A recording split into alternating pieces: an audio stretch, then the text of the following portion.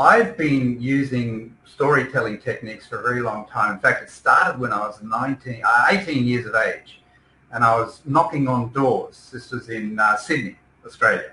I was knocking on doors, trying to sell books. Okay, trying to sell. They were health books. I don't know. They were selling for about $60 or something like that, and I wasn't doing any good with it. I was struggling big time.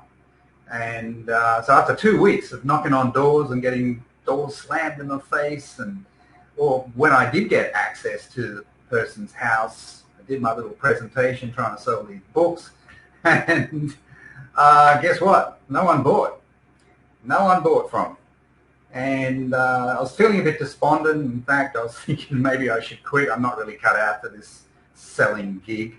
So, but anyway, the sales manager phoned me and said, "Hey, how you doing? You've been out there for 2 weeks.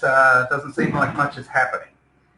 And he said, and I said, "Well, yeah, I've knocked on, I don't know, hundreds of doors and not even close to a sale."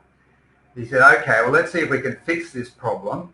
And what about I meet up with you next, I think it was Monday or something like that, and we'll go out together."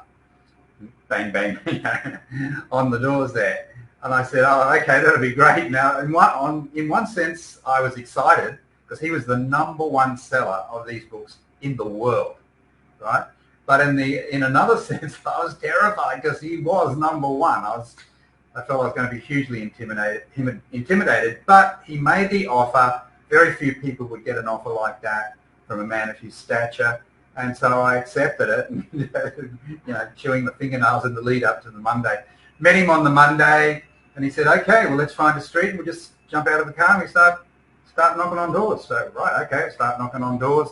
And after about 15 minutes, a nice lady let us in to their living room and sat down, had a little bit of chit-chat, and then pulled out my presentation folder, and away I went.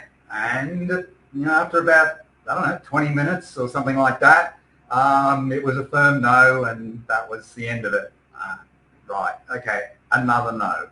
So out we went into the street, and he said, "Okay, well, let's just do one more. We'll just keep knocking on doors, and we'll see if we can find someone else that'll let us in." And yeah, maybe 10 minutes, 20 minutes later, we gained access again, sat down, did the presentation, and before you know it, I got another no.